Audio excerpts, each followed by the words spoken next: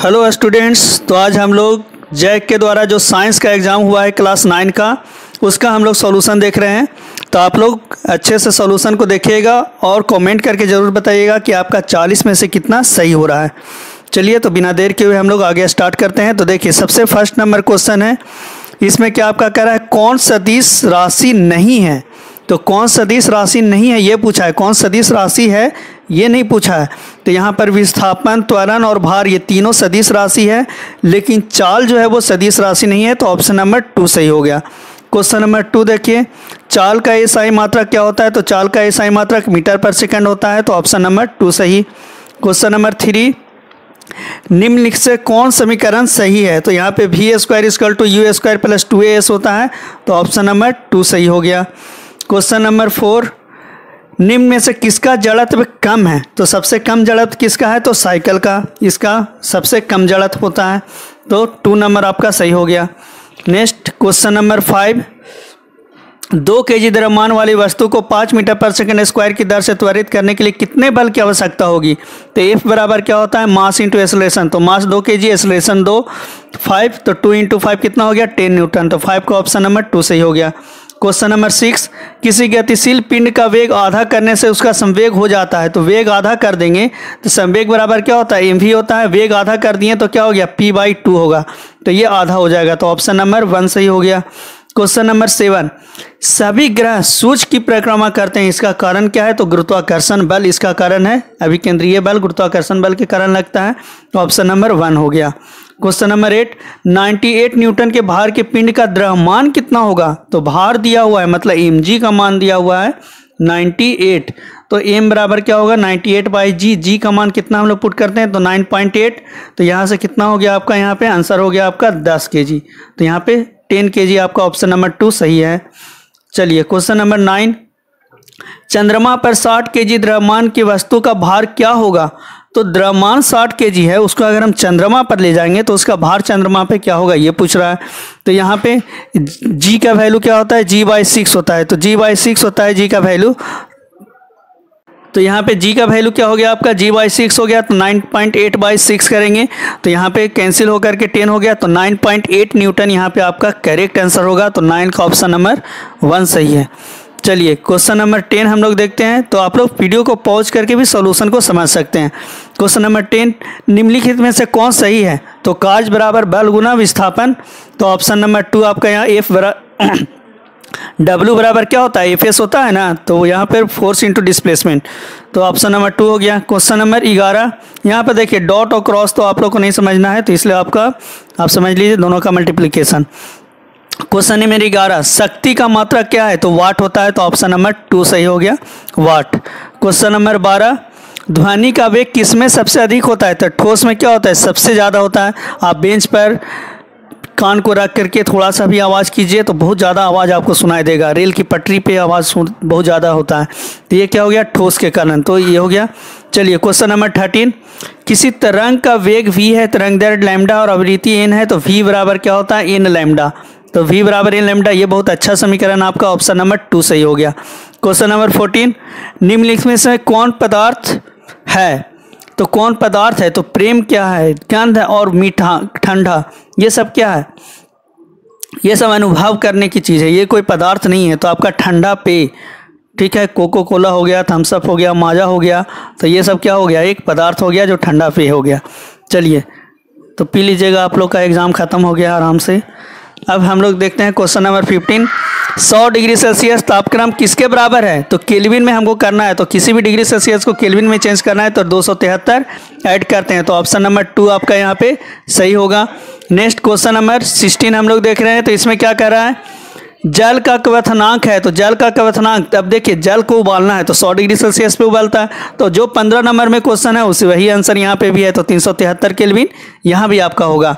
Question number 17 हम लोग देख रहे हैं, निम्नलिखित में से कौन कोलाइड है। तो धुआं आपका यहाँ पे क्या होगा, कोलाइड हो जाएगा, ऑप्शन नंबर 2।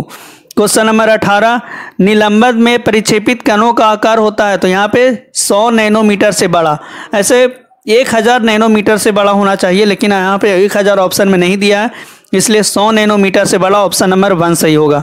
क्वेश्चन नंबर 19, निम्नलिखित में से कौन तत्व नहीं है? तो कौन सा तत्व नहीं है? तो ऑक्सीजन तत्व है, तांबा कॉपर तत्व है, चांदी तत्व है, Ag। लेकिन पानी जो है वो तत्व नहीं है, वो यौगिक है, H2O। तो ये यौगिक हो गया, तो H2O, इसलिए ऑप्शन नंबर 4 सही हो गया।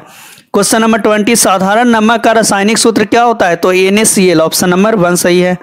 क्वेश्चन नंबर 21, H2O का साधारण नाम क्या है?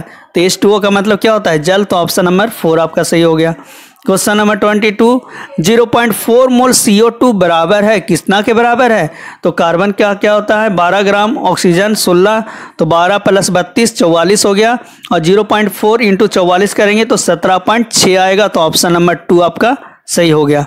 क्वेश्चन नंबर 23, 6.022 × 10⁻23 कणों के समूह को क्या कहा जाता है? तो ये 1 मोल का वैल्यू होता है, तो 1 मोल होता है हम लोग कहते हैं, तो मोल हो गया। क्वेश्चन नंबर 24, मैग्नीशियम की परमाणु संख्या 12 है, तो इसकी संयोजकता क्या है? तो 12 का हम लोग करेंगे तो 2 8 2, तो यहाँ पे संयोजकता कितना आएगा? 2 आएगा। नेक्स्ट क्वेश्चन नंबर 25, ऑक्सीजन का सही इलेक्ट्रॉनिक विन्यास निम्नलिखित में से कौन है? तो ऑक्सीजन का क्या होता है? परमाणु संख्या 8 होता है, तो 2,6, तो ऑप्शन नंबर 2 सही हो गया। क्वेश्चन नंबर 26, देखिए यहाँ पे बहुत अच्छा ये क्वेश्चन दिया है। यदि किसी तत्व का परमाणु क्रमांक K है और परमाणु द्रव्यमान Z है, तो उसका परमाणु में उपस्थित न्यूट्रॉनों की संख्या क्या होगी? तो देखिए यहाँ पे आप क्वेश्चन को या तो कंफ्यूज करने के लिए वो दिया होगा, या फिर प्रिंट मिस्टेक हुआ होगा। अगर यहाँ पे परमाणु क्रमांक जनरली हम लोग Z से डिनोट करते हैं और परमाणु द्रव्यमान को हम लोग A से डिनोट करते हैं, लेकिन यहाँ पे रिवर्स उल्टा करके दिया है। तो इस दिए हुए क्वेश्चन के अनुसार सही आंसर आपका होगा Z-A। यहाँ पे परमाणु द्रव्यमान और माइनस परमाणु क्रमांक, तो यहाँ पे दिया गया जो ऑप्शन है उसके अनुसार यहाँ पे ऑप्शन नंबर आपका क्या होगा? 3rd सही होगा, Z-A, ये सही होगा आपका Z-A, क्योंकि Z हो गया परमाणु द्रव्यमान और A हो गया परमाणु क्रमांक। तो परमाणु द्रव्यमान में से परमाणु क्रमांक हटाते हैं तब न्यूट्रॉन की संख्या आता है, लेकिन जनरली क्या होता है? A - Z होता है। तो अगर प्रिंट का मिस्टेक है तब तो फिर 4 नंबर ऑप्शन सही होगा, और नहीं तो अगर क्वेश्चन कन्फ्यूज करने के लिए आपको दिया है तो फिर 3rd नंबर ऑप्शन आपका सही होगा। तो इसलिए आप लोग यहाँ पे ध्यान दे दीजिएगा, 3rd नंबर ऑप्शन, ये क्वेश्चन के अनुसार 3rd नंबर ऑप्शन आपका सही होगा। नेक्स्ट क्वेश्चन नंबर 27 हम लोग देख रहे हैं, जीवन की मौलिक इकाई क्या है? तो यहाँ पे कोशिका क्या है? जीवन की मौलिक इकाई है। 28, कोशिका का पावर हाउस किसको कहते हैं? तो माइटोकॉन्ड्रिया को कोशिका का पावर हाउस कहते हैं। 29, कोशिका के अंदर प्रोटीन का संश्लेषण कहाँ होता है? तो राइबोसोम, ऑप्शन नंबर 2 आपका सही हो गया। क्वेश्चन नंबर 30, कौर कोशिकाओं में पाया जाता है, तो कौर कोशिकाओं में पाया जाता है क्या? सुबरिन पाया जाता है, तो ऑप्शन नंबर 1 आपका सही हो गया। क्वेश्चन नंबर 31, ट्रैकिया और अंडवाहिनी में पाए जाने वाले उत्तक हैं, तो आपका ऑप्शन नंबर 3 होगा, पश्चमावी एपिथीलियम।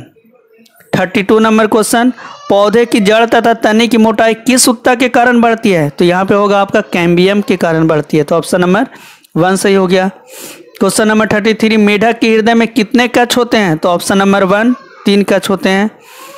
34, बुकलंग पाया जाता है, तो ये किस में पाया जाता है? तो बिच्छू में पाया जाता है, तो ऑप्शन नंबर 1 सही हो गया।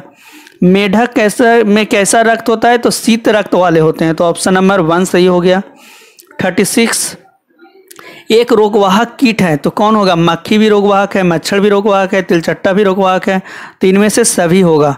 37 नंबर क्वेश्चन, एक दीर्घकालीन रोग कौन सा है? तो हैजा जो है वो यहाँ पे दीर्घकालीन रोग है, जल्दी ठीक नहीं होता है, जुकाम जल्दी होता है, बुखार भी जल्दी सही हो जाता है, एक्जिमा भी सही हो जाता है, तो हैजा यहाँ पे आपका सही आंसर होगा।